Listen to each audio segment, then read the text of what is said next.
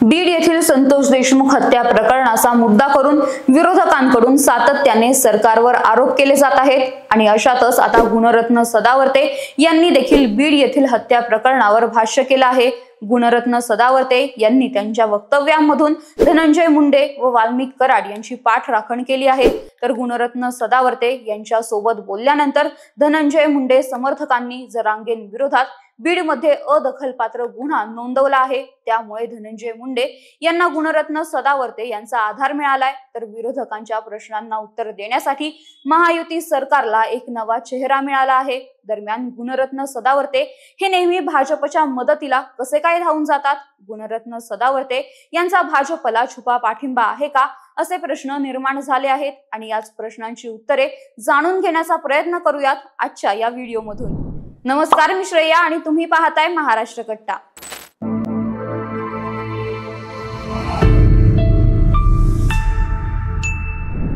विरोधकांनी बीड येथील हत्या प्रकरण चांगलंच लावून धरलं आहे।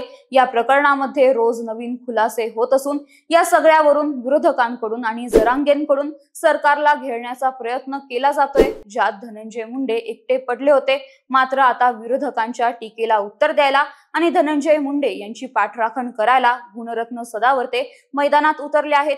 त्यामुळे गुणरत्न सदावर्ते हे पुन्हा एकदा भाजपच्या मदतीसाठी धावून आल्याच्या चर्चा आहेत।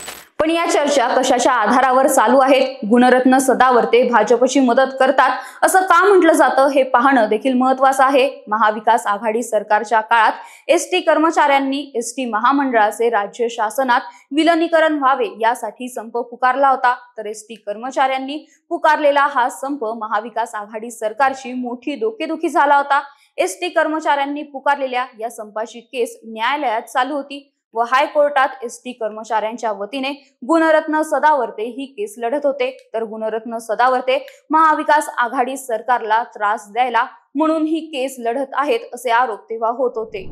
दरम्यान एसटी कर्मचाऱ्यांसाठी न्यायालयीन लढा देताना शरद पवार यांच्या निवासस्थानावर हल्ला करण्यात आला होता। या हल्ल्यानंतर 8 एप्रिलला गुणरत्न सदावर्ते यांना अटक करण्यात आली होती। अटक झाल्यानंतर आमची जर हत्या झाली तर आमच्या हत्येनंतर आपण योग्य ती पावले उचलावीत, जेणेकरून कष्टकऱ्यांच्या आवाजाची हत्या होणार नाही, अशी विनंती गुणरत्न सदावर्ते यांनी देवेंद्र फडणवीस व अमित शहा यांना केली होती। तर अटकेच्या तब्बल 18 दिवसांनंतर जेलमधून बाहेर आल्यानंतर गुणरत्न सदावर्ते यांनी माध्यमांशी बोलताना भाजपा नेत्यांचे आभार मानले होते आणि यावेळी पहिल्यांदा गुणरत्न सदावर्ते व भाजपामधील सौख्य दिसून आले होते।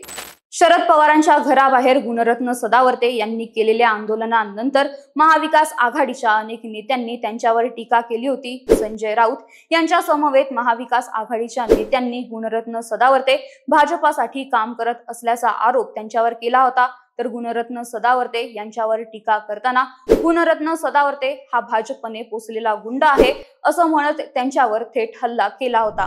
महाविकास आघाडीला हैराण केलेल्या गुणरत्न सदावर्ते यांनी महायुती सरकारच्या काळात जुन्या पेन्शन योजनेच्या मागणीसाठी राज्यातील 17 लाख शासकीय निमशासकीय कर्मचाऱ्यांनी पुकारलेल्या बेमुदत संप हा बेकायदेशीर असल्याचं म्हणत या विरोधात उच्च न्यायालयात याचिका दाखल केली होती। शासकीय कर्मचाऱ्यांच्या मागण्या रास्त असू शकतात, मात्र त्यांनी पुकारलेला संप बेकायदेशीर आहे। या प्रकरणी तातडीने सुनावणी व्हावी अशी मागणी गुणरत्न सदावर्ते यांनी केली होती। तर गुणरत्न सदावर्ते यांनी शासकीय कर्मचाऱ्यांच्या संपाविरोधात दाखल केलेली ही याचिका म्हणजे महायुती सरकारची मदत असल्याचं अनेकांचं म्हणणं होतं।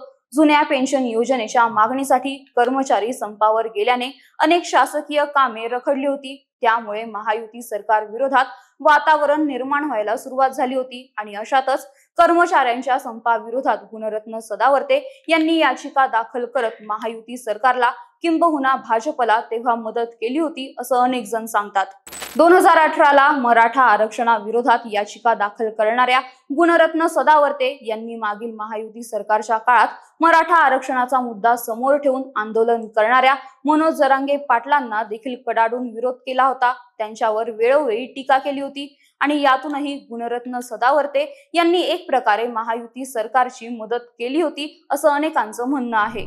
मध्यंतरी बिग बॉसच्या घरात असताना बिग बॉसच्या घरातील इतर सदस्यांसोबत बोलताना गुणरत्न सदावर्ते म्हणाले होते, उद्धव ठाकरेंचं सरकार पाडण्यासाठी मी 6 महिने आंदोलनाची हाक दिली होती. एसटी आंदोलनामुळे उद्धव ठाकरे व शरद पवारांचं खच्चीकरण झालं व त्यांचे सरकार पडले आणि शिंदे फडणवीस सरकार महाराष्ट्रामध्ये सत्तेत आलं.